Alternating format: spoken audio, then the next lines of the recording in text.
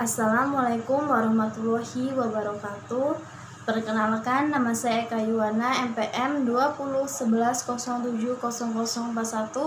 kelas D semester 2, jurusan Pendidikan Islam Anak Usia Dini, Fakultas Tarbiyah dan Keguruan, mata kuliah Akhlak Tasawuf, dosen pengampu Umi Indah Agung Suprapti, MPD. Jelaskan secara singkat perkembangan tasawuf dari zaman Rasulullah, Khulafaur Rasyidin sampai saat ini dan tokoh-tokohnya. Perkembangan tasawuf pada zaman Rasulullah SAW. Sejarah perkembangan tasawuf dalam Islam bersamaan dengan kelahiran agama Islam itu sendiri, yaitu semenjak Nabi Muhammad SAW diutus menjadi Rasul. Bahkan sebelum beliau diangkat menjadi Rasul, banyak fakta sejarah menunjukkan bahwa pribadi Nabi Muhammad SAW sebelum diangkat menjadi Rasul telah mencerminkan ciri dan perilaku kehidupan sufi dengan melakukan tahantus di Gua Hira dan kehidupan sehari-harinya yang sangat sederhana. Di samping menghabiskan waktu untuk beribadah dan mendekatkan diri kepada Allah Subhanahu wa Ta'ala, Nabi Muhammad adalah contoh dari suri tauladan yang paling baik dalam tingkah laku akhlak. Beliau selalu tunjukkan dan beri dorongan berbuat baik kepada sesama manusia, keluarga, memuliakan tamu dan tetangga. Nabi menjelaskan dalam salah satu sabdanya bahwa manusia yang paling baik ialah yang paling baik peringannya dalam hubungan ini, bukan hanya tingkah laku lahir saja, melainkan juga sikap batin, hendaknya selalu terkontrol dan cenderung kepada jalan kebaikan dan kebajikan. Praktik tasawuf Nabi Muhammad SAW adalah berakhlak mulia yang selalu beliau terapkan dalam kehidupan sehari-hari. Cerita dari Sa'id bin Hashim. Aku datang menemui Aisyah, lalu kukatakan tentang akhlak Rasulullah. Aisyah menjawab, "Bisakah engkau membaca Al-Quran?" Kataku, "Bisa," ujar beliau. Akhlak beliau Muhammad SAW adalah Al-Quran. Allah ridho bersama keridhaan beliau, dan Allah niscaya marah bersama kemarahan beliau. Kondisi religius tasawuf Nabi Muhammad SAW dapat dibuktikan melalui pendapat-pendapat beliau yang serta makna yang dari sufi menyimpulkan dan mengembangkannya dalam bentuk-bentuk teori intuitif dalam berlandaskan penderitaan serta pengalaman langsung pada masa Khulafaur Rasyidin. Kehidupan para sahabat adalah kehidupan yang paling dekat dan paling mirip dengan kehidupan yang dicontohkan oleh Nabi Muhammad SAW, karena mereka menyaksikan secara langsung apa yang diperbuat dan diturunkan oleh Nabi Muhammad SAW. Sebabnya Al-Quran memuji mereka. Orang-orang yang terdahulu lagi pertama masuk Islam di antara orang-orang Muhajirin dan Ansor adalah orang-orang yang mengikuti mereka dengan baik. Allah ridho kepada mereka dan mereka pun ridho kepada Allah. Dan Allah seandaikan bagi mereka surga-surga mengalir, sungai-sungai di dalamnya, mereka kekal di dalamnya selama-lamanya. Itulah kemenangan yang besar. Quran Surat At-Taubah ayat 100. Yang pertama, Abu Bakar As-Siddiq. Awalnya Abu Bakar adalah salah seorang Quraisy yang sangat kaya raya. Namun setelah masuk Islam, ia menjadi orang yang sangat sederhana ketika menghadapi perang Tabuk. Yang kedua, Umar bin Khattab. Umar bin Khattab yang terkenal dengan sebutan Al-Faruq ini memiliki keheningan jiwa dan hati yang bersih, sehingga Rasulullah SAW berkata, Allah telah menjadikan kebenaran pada lidah dan hati Umar. Yang ketiga, Utsman bin Affan. Sahabat Utsman bin Affan juga menjadi tauladan para sufi dalam banyak hal.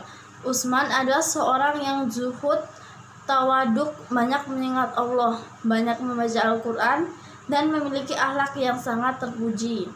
Yang keempat, Ali bin Khattab. Ali bin Khattab yang tidak kurang pula tauladannya dalam dunia tasawuf. Ia mendapatkan tempat khusus di kalangan para sufi, sebab bagi mereka Ali merupakan guru kerohanian yang utama. Sahabat Ali mendapat warisan khusus tentang ini dari Rasulullah SAW. Pada masa sekarang, seperti perkembangannya Islam sendiri di Indonesia, yang dimulai dari kota-kota, begitu pula dengan tasawuf. Setelah itu, ia baru merembet ke kawasan pinggiran atau urban, kemudian ke wilayah pedalaman dan pedesaan. Sufi-sufi awal seperti Hasan Basri dan Rabi'ah Al-Awadiyah memiliki kegiatannya di Basor, kota yang terletak di sebelah selatan Irak, yang pada abad ke-8 sampai ke-9 merupakan kebudayaannya. Sebab sebagaimana kebangkitannya pada masa awal, kebangkitan kembali gairah terhadap tasawuf di Indonesia bermula dari kota besar seperti Jakarta dan Bandung pada akhir 1970-an dan terutama sekali pada periode pelapornya adalah para sultan, seniman, sejarah, ilmu agama, cendekiawan, pendekatan kaum pembelajaran yang sedikit dari mereka adalah dokter, pengusaha, manajer, sarjana ekonomi, ilmu politik, filsafah, dan ilmuwan. Tasawuf mulai masuk ke Indonesia bersamaan dengan masuknya Islam ke Indonesia, dan tasawuf mengalami banyak perkembangan yang ditandai dengan banyaknya perkembangan ajaran tasawuf yang terkait yang muncul di kalangan masyarakat.